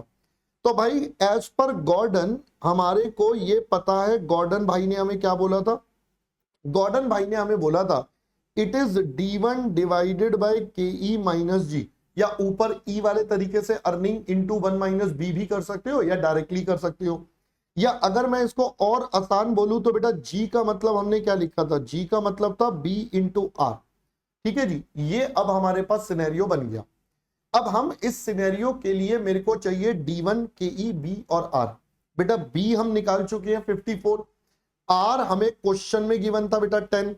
पहले अब KE की बात करते हैं, तो बेटा KE क्या हो जाएगा, उसके लिए वो बीटा वाला तरीका आपको बता दिया, तो ये हो जाएगा RF, RM, RF और यहां पर आ गया बीटा। तो RF है दोस्तों 3.75, फिर RM माइनस RF है 4.25, बीटा आपके पास है 1.2। तो ये अपने पास बेटा कैलकुलेशन निकल कर आ जाएगी, राइट सर। तो अगर हम करेंगे तो बच्चा ये आता है 8.85%, ये मेरे पास आ गया। अब बात आती है बेटा सिर्फ D1 और बाकी वैल्यूज की, तो चलिए बेटा इधर देख लेते हैं अब एक बार आंसर फटाफट से। यहां पर भाई आपके पास 2.4 क्वार्टरली था, तो पूरे साल का बेटा 4 बार का क्या हो जाएगा, एक साल का बेटा 10 रुपए आ जाएगा। ये देखिए बेटा आपको पढ़वा देता हूं मैं। यहां पर आपको बोला था it is a quarterly dividend, बेटा क्वेश्चन ने बता दिया था क्वार्टरली डिविडेंड है, तो क्वार्टरली है तो एनुअली कितना बेटा 2.5 इंटू 4 यानी कि 10 रुपए। अब अगर मैं डायरेक्टली यहां पर वैल्यू डाल दूं तो बेटा 10 रुपए 1 प्लस, अब मेरे को चाहिए जी, तो अब पहले जी यहां पर निकाल लेते हैं which is B into R. B हम निकाल चुके हैं बेटा 0.454 और आर है 10%, यानी कि ये बन गया 0.054 या 5.4%, आप जैसे मर्जी बोल दीजिए। तो ये हो जाएगा 0.054 डिवाइडेड बाय, ये हो जाएगा बेटा 0.0885 माइनस 0.054, ये आपके पास बेटा वैल्यू बच जाएगी। तो अगर हम करेंगे तो ये आ गया 1 ये बन जाएगा बच्चा 1.054 इंटू 10, तो ये बन गया बेटा 10.54 डिवाइडेड बाय 0.0885 और यहां पर आता है बेटा 0.054, तो ये बचेगा 0.0345 and now we can have the value which is coming out to be approximately बेटा 305.51 ले सकते हैं राउंड ऑफ करके। तो ये हमारा आंसर बन गया बेटा, देखो कितना आसान सा है ना। बस इसमें क्या एग्जामिनर ने थोड़ा सा आपको घुमा दिया इंग्लिश में, अब जो बच्चे इंग्लिश में घूम गए उनका आंसर खत्म हो जाएगा, जो नहीं घूमेंगे बेटा उनका आंसर बिल्कुल परफेक्टली आ जाएगा। ये देखिए हमने भी आपके सर यही कैलकुलेशन करी एग्जैक्टली, गॉट इट। चलो जी ये वाला मामला भी डन हो गया। अगला चलते हैं बेटा, अगला हमारे पास है मैनेजमेंट ऑफ वर्किंग कैपिटल। देखो जी हमारे इंस्टीट्यूट ने ये वाला question as a part of working capital दिया है, ऑल्दो मैंने आपको ये वाले टाइप का क्वेश्चन बेटा कहां करवाया था, मैंने आपको रेशोज में करवाया था, बिकॉज इसमें सारी रेशोज का इस्तेमाल हो रहा है और फाइनली बेटा हमें क्या बनानी है, अपनी बैलेंस शीट बनानी है। और कहता है statement showing working capital requirement भी बनाओ टू और कंटिजेंसीज के लिए इतना। तो वर्किंग कैपिटल में इसलिए डाला बिकॉज साथ में एड ऑन कर दिया भाई वर्किंग कैपिटल की स्टेटमेंट भी बनानी है आपको, तो मैंने कहा ठीक है जी। अब सबसे पहला स्टेप तो बेटा बैलेंस शीट बनाना है। अब मैंने आपको तरीका बताया था भाई, सबसे पहले देखो नंबर क्या गिवन है, तो आपको गिवन है बेटा सेल्स। अब सेल्स के बेस पर जो जो निकल सकता है, जैसे हमारा ग्रॉस प्रॉफिट बेटा सेल्स के बेस पर निकल सकता है, तो ये ऊपर जो वैल्यू है सेल्स का 35% कर दे, तो 105000000 और 35%, यानी कि ये आ गया बेटा 36,75,000। अब ध्यान से सुनेंगे, इन दोनों के बेस पर बेटा हमारा सीओजीएस निकल आएगा। तो अगर मैं अपना सीओजीएस यहां से निकालूं तो वो आता है बेटा 68,25,000, ये हमारा सीओजीएस आ गया। अब सीओजीएस के बेस पर we can have our fixed assets, we can have our stock, तो यहां से दोनों चीजें निकल गई बेटा। फिर उसके बाद हमारे पास है रिसीवेबल्स का कलेक्शन पीरियड 1 महीने का है, तो यानी कि बेटा यहां से हम अपना रिसीवेबल्स निकाल सकते हैं। 1 महीने का उधार देते हैं, 1,05,00,000 की सेल है, तो भाई मेरे पास कितनी की सेल्स आ गई, तो मेरे पास उधार वाला हो गया बेटा 8,75,000। आई होप पहले बेटा बात समझ में आ गई। अब इसके अलावा capital gearing, fixed assets to net worth, ये सेम पॉइंट हमने करवाया हुआ है। आइए अब जरा एक एक करके बेटा इसके पॉइंट्स देख लेते हैं। तो सबसे पहले we have find it out COGS, ये देखिए बेटा यही हमने निकाला 6825। अब इसके बेस पर we can have closing stock, क्योंकि हमें स्टॉक टर्नओवर है और वो भी सीओजीएस के बेस पर है 6, तो ये बेटा क्या निकल जाएगा, it's a COGS divided by stock. अब यहां पर एवरेज स्टॉक लेना चाहिए, बट क्वेश्चन में कोई डेटा नहीं गिवन जिससे हम एवरेज निकाल सके। In the question there is no data from which we can find out the average. तो भाई जब एवरेज का डेटा नहीं अवेलेबल तो हम क्या ले लेते हैं, तो हम क्लोजिंग ले लेते हैं। तो बेटा देखिए यहां पर इन्होंने यही करा, क्लोजिंग स्टॉक निकाल लिया। ये एक्चुअली हमने कॉन्सेप्ट ये पढ़ा था, स्टॉक टर्नओवर रेशियो क्या होता है, सीओजीएस डिवाइडेड बाय, अब यहां पर क्लोजिंग स्टॉक लिख देते हैं। तो बेटा क्लोजिंग कैसे निकल जाएगा, सीओजीएस डिवाइडेड बाय एसटीआर, यही यहां पर कर दिया, ये बेटा आपका स्टॉक आ गया। सेम वे बेटा एफए, सर एफए टर्नओवर तो सेल्स पर होता है, बट एग्जामिनर ने बोल दिया है इट्स अ सीओजीएस, तो बच्चा हम भी इसको सीओजीएस के बेस पर लेंगे। अब सेम कॉन्सेप्ट पर बेटा यहां पर अगर एफए टर्नओवर की बात करें तो वो क्या हो जाएगा, होना तो सेल्स चाहिए था, बट एग्जामिनर ने बोला सीओजीएस डिवाइडेड बाय एफए। अब मुझे एफए चाहिए तो बेटा it will be COGS by FA turnover. तो यहां से बेटा वैल्यू निकल गई 45,50,000। अब दोस्तों हमें दोनों चीजें गिवन है, करंट रेशो भी गिवन है और लिक्विड रेशो। तो अब हम इन दोनों का इस्तेमाल करेंगे to find out our current assets and current liabilities. अब देखिए बेटा करंट रेशो 2.5 है, लिक्विड 1.5। तो भाई अब इन्होंने शॉर्टकट करा हुआ है, आप लॉन्ग कट अपना करिएगा बेटा जैसे मैंने आपको सिखाया। तो भाई मैंने आपको बताया था करंट रेशो है 2.5, यानी कि करंट एसेट्स करंट लायबिलिटी बेटा 2.5। तो इसका मतलब current assets is equal to 2.5 times of current liability. ठीक है जी। फिर हमने कहा था भाई लिक्विड एसेट्स क्या होते हैं, लिक्विड रेशो, तो it is liquid assets upon में करंट लायबिलिटी। अब लिक्विड रेशो बेटा आपको गिवन है 1.5, ये हो जाएगा करंट एसेट्स माइनस में स्टॉक।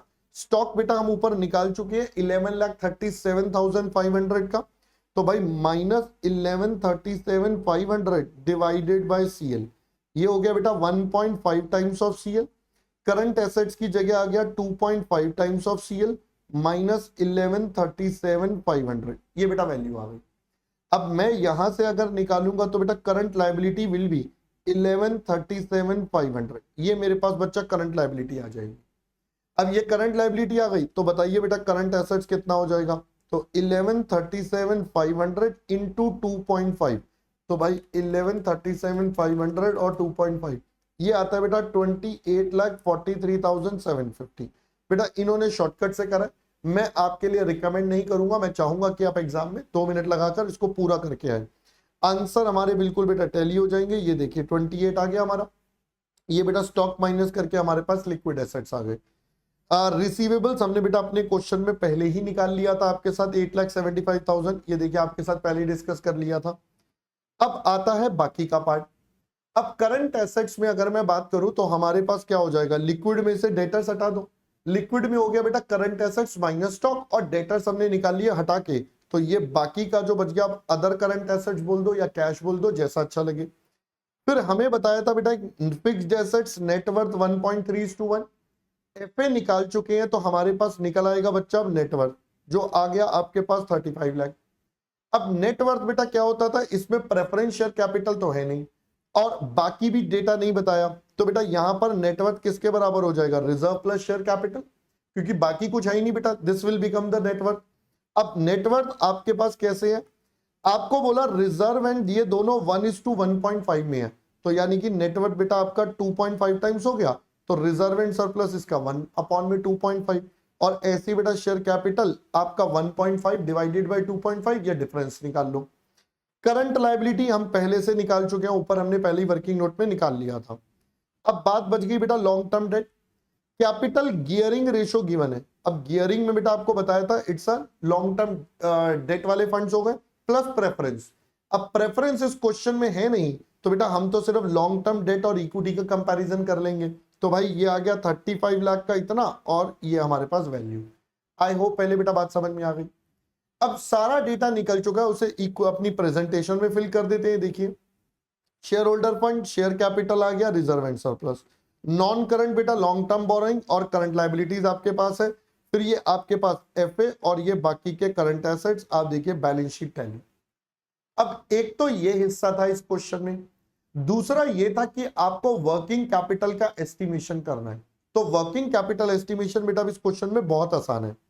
इन्वेंट्री मुझे पता है 1137, डेटर्स मुझे पता है बेटा और मुझे मेरा कैश एंड कैश इक्विवेलेंट भी पता है, तो टेक्निकली ये तीनों मिलाकर मेरे करंट एसेट्स हो गए और कोई डेटा नहीं है। अब सिर्फ मुझे बैलेंस शीट से वर्किंग कैपिटल निकालना है, तो ये बेटा सीए हो गया। ऐसे ही बेटा करंट लायबिलिटीज हमारे पास डायरेक्टली गिवन है, तो भाई ये हमारे पास डायरेक्टली आ गई। We have net working capital, और इसमें अब हमें बस क्या जोड़ना है, कंटिजेंसीज। जो एग्जामिनर ने बताया था बेटा हमारे पास कितना परसेंट है, कंटिजेंसीज है बेटा 14%, तो हमें अब ये 14% और लेना है, तो ये हमने जोड़ा और हमारे पास एनडब्ल्यूसी। देखिए बेटा कितना आराम से हमारा ये क्वेश्चन हो गया, एकदम इजी आउट तरीका, कोई टेंशन नहीं, कोई परेशानी नहीं, एकदम बहुत आसानी से हमने आपके साथ ये पूरा का पूरा कंप्लीट कर लिया, राइट। चलिए अगला आता है बेटा हमारे पास थियरी वाले, agency problem and agency cost, how to address the issue. ये बेटा आपको क्लास में करवाया था, चैप्टर नंबर 1 में आता है एजेंसी प्रॉब्लम।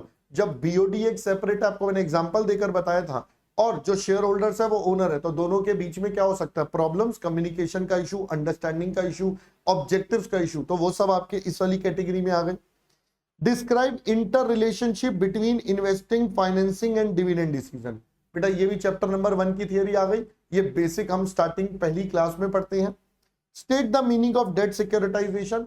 बेटा ये हमारे पास कौन सा टॉपिक हो गया, ये हमारे पास सोर्सेज ऑफ फाइनेंस से रिलेटेड हो गया। अभी जिन बच्चों का भी सोर्सेज ऑफ फाइनेंस नहीं करा है वो अभी कर लेंगे, अदरवाइज जिनको आता है वो ये समझ जाएंगे, ठीक है बेटा। तो डेट सिक्योरिटाइजेशन हमारा सोर्सेज ऑफ फाइनेंस से एक टॉपिक आ गया, एक क्वेश्चन हमारा थ्योरी का उसमें से भी आ गया। ये तीनों ही क्वेश्चन बेटा बिल्कुल सिंपल है, जो आपके साथ ऑलरेडी मैंने डिस्कस करे हुए हैं। तो यहां पर अगर आप देखेंगे तो ये रही, अच्छा सॉरी, अच्छा मैं तो अब इको वाले पार्ट पर आ रहा था, इसमें मैं पहले आपको इसका सॉल्यूशन एक बार डिस्कस कर देता हूं, फिर मैं यहां पर मैंने इको का पार्ट स्टार्ट कर लिया। ये रहे बेटा इसका सॉल्यूशन, देखिए हम कहते हैं भाई यहां पर principal agent relationship between manager and owners which is known as agency problem. यही आपको बेटा पूरा का पूरा समझाया था। इसको एड्रेस कैसे करना है, एफर्ट क्या लगानी है। तो आपको एग्जाम में बेटा इतना बड़ा नहीं लिखना, थोड़ा सा छोटा भी करोगे तो चलेगा। 5 मार्क्स का क्वेश्चन या 4 मार्क्स का क्वेश्चन जो भी आएगा आराम से आप कर सकते हैं, ठीक है। ये इंटर रिलेशनशिप बेटा इन्वेस्टिंग, फाइनेंसिंग एंड डिविडेंड आपको डिस्कस करा हुआ है, और ये डेट सिक्योरिटाइजेशन, ठीक है। अब जिन बच्चों को आता है ठीक है, नहीं आता आप एक बार पढ़ेंगे तो आपको याद आ जाएगा, मैंने आपको पढ़ाया हुआ है डेट सिक्योरिटाइजेशन का फंडा क्या होता है, ठीक है बच्चा। और जिस बैच में भी नहीं हुआ है तो घबराए ना, उनके भी थ्योरी क्लास होगी तो वहां पर उनको कवर अप हो जाएगा debt securitization, so no need to worry at all, ठीक है बच्चा। चलो अब यहां पर आकर हमारा एफएम का 60 मार्क्स का पेपर तो हो गया, बट सर हमारे पास ईएफएफ भी तो है 40 मार्क्स का। मैंने कहा बिल्कुल है, आइए अब हम ईएफएफ के क्वेश्चंस को आपके साथ डिस्कस करते हैं। तो देखिए सबसे पहला क्वेश्चन आया, explain the distinction between GDP and GNP. तो बेटा बताइए, जीडीपी का मतलब हो गया gross domestic product, GNP gross national product. बताइए इन दोनों में डिफरेंस बेटा किस चीज का हो गया, तो इन दोनों में जो डिफरेंस आया वो एनएफआईए का आया। बेसिकली डोमेस्टिक और नेशनल का जो डिफरेंस है that is only and only due to NFIA. तो यहां पर हमें समझ में आ गया कि भाई ये जो डिफरेंस जनरेट हो रहा है this is purely due to the NFIA part, जो हमारे सामने क्वेश्चन में गिवन भी है, ठीक है। तो हमें यही बात बस यहां पर लिखनी है। आइए अब मैं आपको दिखा देता हूं बेटा एक बार इसका सॉल्यूशन पार्ट कहां गया। ये देखिए बेटा, GDP and GNP differ in the treatment of international transactions. भाई यहां पर जो इंटरनेशनल ट्रांजैक्शन है दैट इज एनएफआईए, उसकी वजह से डिफरेंस है। यहां पर देख लीजिए बेटा, यहां पर इन्होंने लिखा हुआ है, कहां गया, यहां होगा, चलिए या चलो ये आ गया। In other words GDP excludes NFIA, conversely GDP include earning from in India that accrue to foreign resident, foreign excluded। तो भाई आपके पास जीडीपी और जीएनपी का सिंपल डिफरेंस आ गया। ये आपको बेटा मैंने नोट भी करवाया हुआ है, पूरा पॉइंटर्स जो हमने क्लास में क्लास नोट्स बनाए उसमें लिखा हुआ है, ठीक है जी। कहता है वैल्यू ऑफ आउटपुट निकालो फ्रॉम द फॉलोइंग डेटा। अब एक न्यूमेरिकल क्वेश्चन आ गया, आपको सबसे पहले दे दिया net value added eight factor cost, ठीक है sir, intermediate consumption, excise duty, subsidy, depreciation. चलिए थोड़ी सी बुद्धि लगाते हैं अब आपके साथ ताकि आपको बेटा क्लियर हो जाइए। बताइए मुझे, आपके पास नेट वैल्यू एडिड बोले तो एनडीपी एट एफसी आ गया, मुझे बेटा वैल्यू ऑफ आउटपुट निकालना है, तो मतलब मुझे तो सबसे पहला मेथड लगाना पड़ेगा, बिल्कुल ठीक बात है, प्रोडक्ट मेथड। अब बेटा उसके अंदर इंटरमीडिएट कंजम्पशन और ये सब दिया हुआ है। चलिए याद करिए बेटा, आपका प्रोडक्ट मेथड कहता क्या था? तो प्रोडक्ट मेथड कहता था भाई मैं निकालूंगा जीडीपी एमपी, जो निकलेगा बेटा वैल्यू ऑफ आउटपुट और माइनस इंटरमीडिएट कंजम्पशन। मैंने कहा बिल्कुल ठीक बात है, इतना तो याद है। बट अब मुझे जीडीपी एमपी की जगह मुझे दे रखा है एनडीपीएफसी। तो चलिए अब मुझे पहले ग्रॉस की जगह चाहिए नेट, तो इसका मतलब इसमें से डेप्रिसिएशन माइनस कर दूं तो बेटा ये पहले वाला जी बन जाएगा एनडीपी। ठीक है जी। अब मुझे मार्केट प्राइस की जगह क्वेश्चन में गिवन है एफसी, तो मुझे अगर एमपी को एफसी में कन्वर्ट करना है तो क्या करें? तो मार्केट प्राइस से फैक्टर पर जाना है तो माइनस एनआईटी करना पड़ेगा। तो चलिए अब ये वैल्यू डाल देते हैं। एनडीपीएफसी है बेटा 900 आपके पास, हमने कहा ओके। वैल्यू ऑफ आउटपुट नहीं पता, इंटरमीडिएट कंजम्पशन है बेटा 650 का, माइनस डेप्रिसिएशन है आपका 110 का, और एक्साइज ड्यूटी सब्सिडी, ये दोनों मिलाकर एनआईटी हो गया बेटा आपके पास 240 का। तो यानी कि माइनस हो जाएगा आपका 240, तो यहां से हमारा आउटपुट बेटा बैलेंसिंग फिगर आ जाएगा। So this would become 900 plus 650 plus 110 plus 240, तो सब मिलाकर बेटा आपके पास आ गया 1900 का। That becomes your answer. मैंने आपको बोला था इकोनॉमिक्स में जो न्यूमेरिकल्स होते हैं बहुत ही आसान से आएंगे, तो आपको ज्यादा परेशान होने की जरूरत नहीं है। ये देखिए बेटा 1900 लाख हमारा आंसर भी आ गया।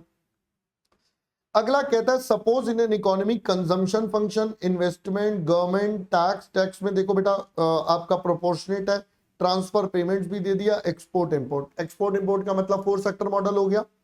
Y and Y D are national income and personal disposable. आप कहता है फाइंड इक्विलिब्रियम और कंजम्पशन एट इक्विलिब्रियम। तो ठीक है बेटा, अब इक्विलिब्रियम कैसे निकालते थे अगर आपको याद हो तो मैंने आपको एक सिंपल सी अप्रोच बताई थी बेटा इस टाइप के क्वेश्चन में। भाई आप सबसे पहले निकालो आपका वाई डी कितना, वो हो जाएगा वाई माइनस टैक्सेस और प्लस ट्रांसफर रिसीट्स, यही हो जाएगा बच्चा। तो अगर हम करेंगे वाई माइनस टैक्स, टैक्स है आपके पास बेटा 20 प्लस 0.2 वाई, तो ये हो जाएगा हमारे पास 20 प्लस 0.2 वाई, और ट्रांसफर रिसीट्स बेटा आपके पास है 40 की। सो अगर मैं इसे सिंप्लीफाई करूंगा तो ये हो जाएगा 0.8y माइनस 20 प्लस 40, यानी कि प्लस का 20, ये बच गया। अब हम अपने कंजम्पशन फंक्शन को सिंप्लीफाई कर लेते हैं। कंजम्पशन है बेटा 150.75 वाईडी, तो ये है 150.75 वाईडी।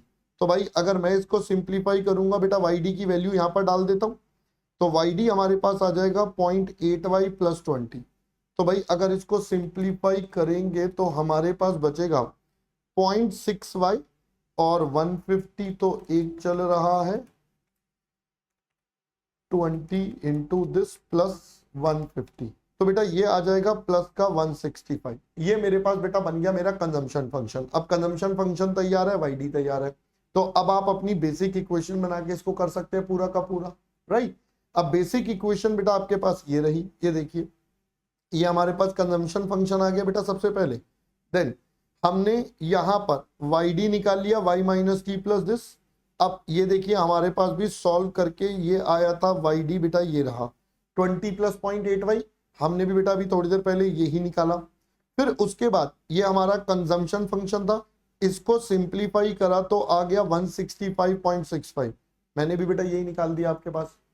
अब तो आपको बेसिक इक्वेशन में सारी वैल्यू डालनी है, y equal to C plus I plus G plus X minus M, इन सब में बेटा वैल्यू डाल देंगे। ये देखिए ये आपके पास अगर मैं हाईलाइट करूं बेटा ये बन गया c, ये गिवन है i, ये गिवन है g, ये हो गया x और ये हो गया m। अब मैंने यहां से y की वैल्यू सॉल्व कर लेनी है, y आ जाएगा बेटा 800, तो ये हमारा नेशनल इनकम हो गया। हमसे बोला था कंजम्पशन भी निकालो, कंजम्पशन बेटा कहां पर, इक्विलिब्रियम पर। अब इक्विलिब्रियम हमारा जो कंजम्पशन का लेवल है वो ये है, तो y की जगह 800 बेटा इसमें पुट कर देंगे, तो टेक्निकली बेटा ये क्या हो जाएगा 165.6 और इंटू 800, तो जो आंसर आएगा बेटा वो वैल्यू आ जाएगी। ये हो जाएगा बेटा 480, इसमें जोड़ दो तो ये आ गया 645, दैट बिकम्स योर आंसर। ये देखिए बेटा ये रहा आपका आंसर। तो एकदम सिंपल सा अप्रोच है। ये सारे टाइप के क्वेश्चन बेटा हमने ऑलरेडी वैसे बैच में करे थे, बट स्टिल जिन्होंने नहीं भी करे, जो मेरे से पहली बार कर रहे हैं उनको भी सारा का सारा मैटर क्लियर हो जाएगा बेटा कि आपको कैसे काम करना है। तो ये सबसे पहला तरीका है। जब भी बेटा टैक्सेबल, जब भी आपके पास एक क्वेश्चन आए, पहले आप हमेशा YD निकालें, सी को सिंप्लीफाई करें और फिर बेसिक इक्वेशन में वैल्यू डाल दें, जो भी जिस भी सेक्टर का मॉडल है उसमें आपका काम हो जाएगा, राइट। चलिए आगे बढ़ते हैं। According to Keynes what had happened during the Great Depression. बेटा ये आपको मैंने पूरा बताया भाई, ग्रेट डिप्रेशन में हो क्या रहा था, व्हाट वाज द प्रॉब्लम। तो प्रॉब्लम वाज, अगर बिल्कुल सिंपल लेमन लैंग्वेज में बोले भाई, डिमांड सप्लाई ऑटोमेटिकली करेक्ट नहीं हो रही थी, और हो भी रही थी तो वो उस लेवल ऑफ एम्प्लॉयमेंट पर नहीं आ रही थी जो हमारी इकोनॉमी में डिजायर्ड है, यानी कि फुल एम्प्लॉयमेंट लेवल जो हम चाहते हैं, वो पहले वाले कम से सेटल हो रही थी। मैंने आपको कई सारे एग्जांपल देकर ये बात समझाई थी।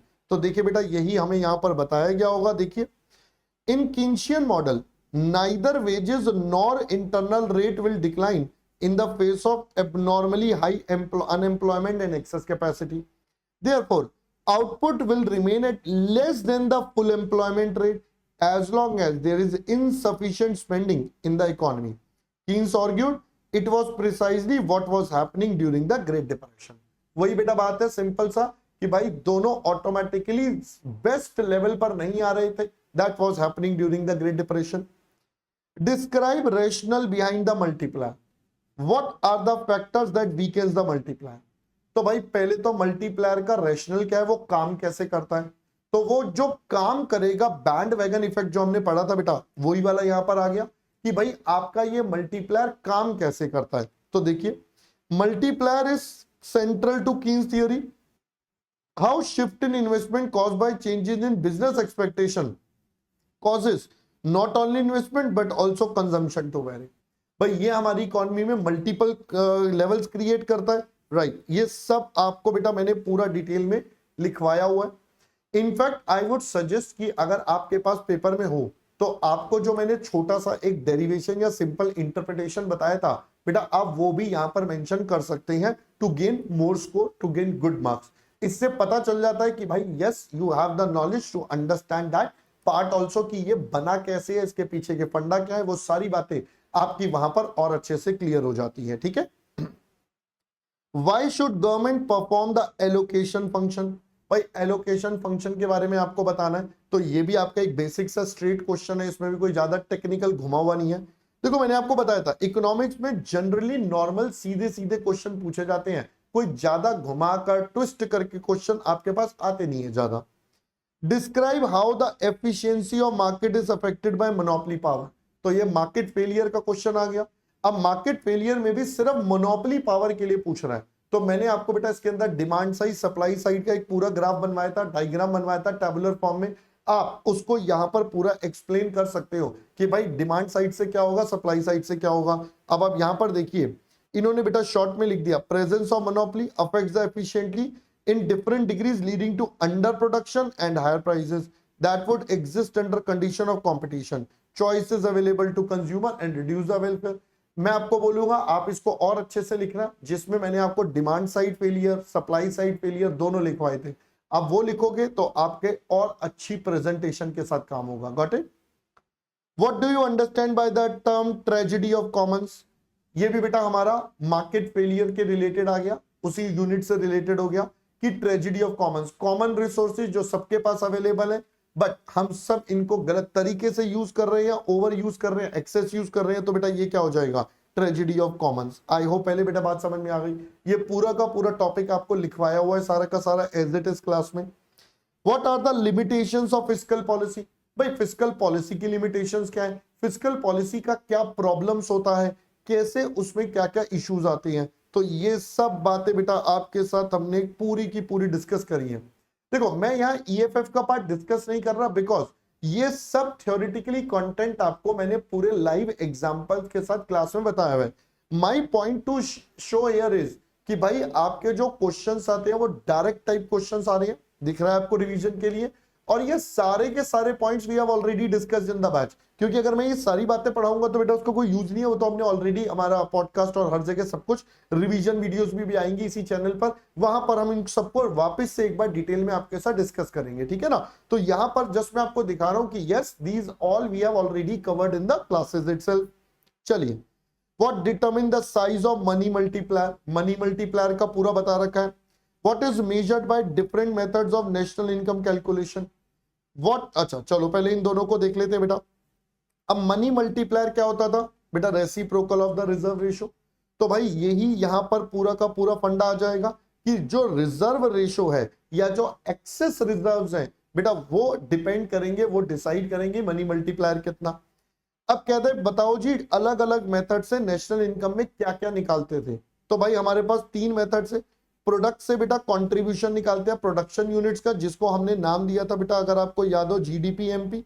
फिर इनकम मेथड से रिलेटिव कंट्रीब्यूशन फैक्टर ओनर्स का, ये सब आपको लॉजिकली बताया था। तो यहां पर हम क्या निकालते थे बेटा, एनडीपीएफसी आ जाता था सीधा सीधा। और एक्सपेंडिचर में flow of consumption and investment expenditure, ये भी हमारे पास GDP MP.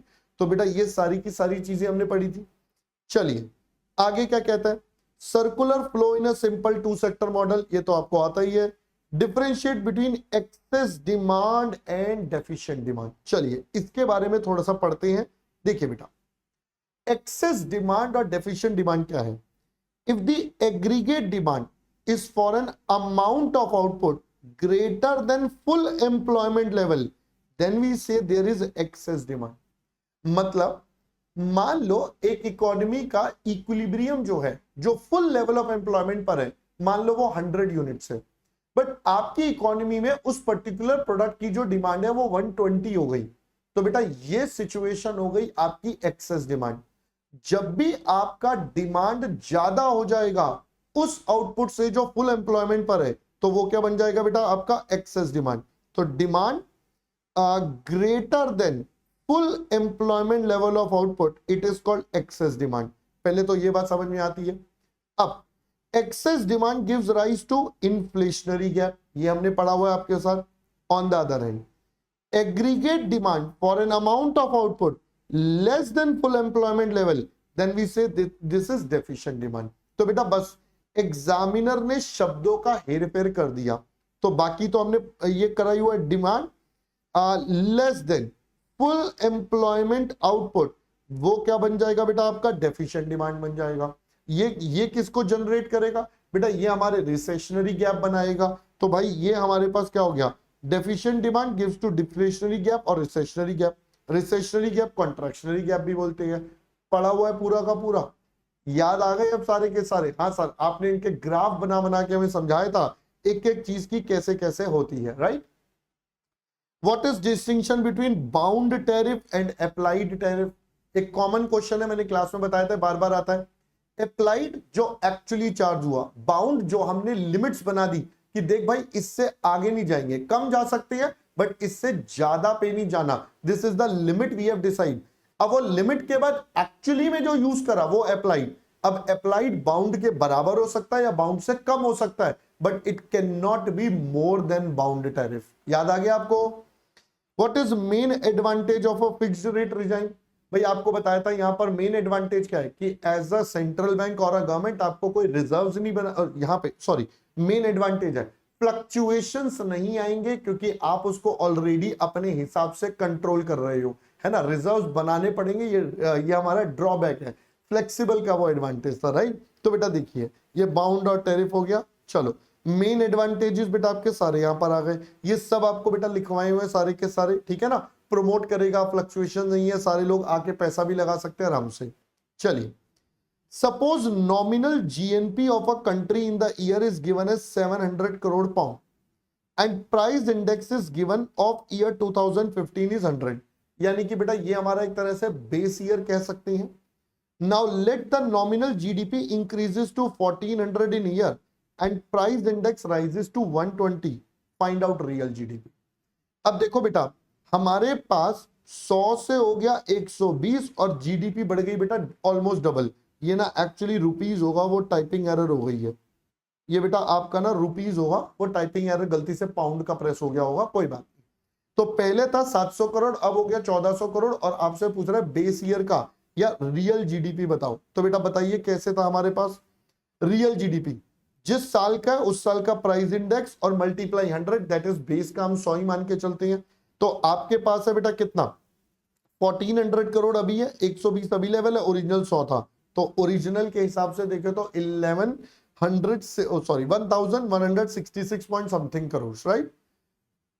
Major guiding principles of the WTO. भाई डब्ल्यूटीओ हमारा किन किन बेसिक प्रिंसिपल्स पर गाइड करता है, कैसे वो काम करता है, पढ़ा हुआ है हमने। Limitations of Ricardian theory of comparative advantage, explicit objective of monetary policy developing country should incorporate, and MSF facility आपसे पूछ ली है। बेटा ये सारे के सारे पॉइंट्स हमने ऑलरेडी आपके साथ करे हुए हैं, मैं यहां पर अभी डिस्कस नहीं कर रहा हूं बिकॉज ये सीधे सीधे आपने कहीं भी पढ़ा है, जैसे भी पढ़ा, अपने आप भी पढ़ा, स्टडी मॉड्यूल में सारे डायरेक्ट क्वेश्चन है। इनका रिवीजन वीडियो भी यहां पर इसी चैनल पर पूरा ईएफएफ का आएगा, तो आपके लिए वो सबसे बढ़िया हो जाएगा, आप उसको आराम से कवर कर सकते हैं। ठीक है बच्चा, मेरे हिसाब से इतनी बात समझ में आ गई, बोलो जी। मेरे हिसाब से अब आपको यहां तक कोई भी डाउट, परेशानी, दिक्कत होनी नहीं चाहिए। Now it should be very very clear कि हमने सारा का सारा काम कैसे करा। नाउ दोस्तों with this I come to the conclusion of this RTP वाला पार्ट। अब यहां पर आकर बच्चा हमारा RTP का पूरा पार्ट आपके साथ कंप्लीट हो गया, पेपर नंबर 8 का, जिसमें FM और EFF मैंने दोनों के आपको जो टेक्निकल पॉइंट्स थे, जो भी बातें थी, सारी की सारी बता दी। जो बेसिक पॉइंट्स हैं वो तो एज इट इज है बेटा, उसको सीधे सीधे, उसमें कोई ज्यादा दिमाग लगाने का है नहीं, वो सब हमने ऑलरेडी स्टडी मॉड्यूल या क्लास में कवर करे हैं। ठीक है जी, चलिए जी दोस्तों, अभी के लिए बाय बाय। मैं उम्मीद कर रहा हूं आपकी पढ़ाई बहुत अच्छी चल रही होगी, क्योंकि बेटा पढ़ना ही हमारा अभी का मेन फोकस होना चाहिए, क्योंकि आपको सबको पता है क्या, अंत में सिर्फ पढ़ाई काम आओगी, एग्जामिनेशन हॉल में आप होगे और आपकी पढ़ाई आपके साथ होगी, तो ये दोनों ही मिलकर आप अपनी तैयारी को बहुत अच्छे से पढ़ाइए और अपने एग्जाम में एकदम धुआंधार परफॉर्म करिए। ठीक है, तो मिलते हैं आपसे दोस्तों जल्दी ही हमारे रिवीजन वीडियोस में। Till that time bye bye and all the best for your exams.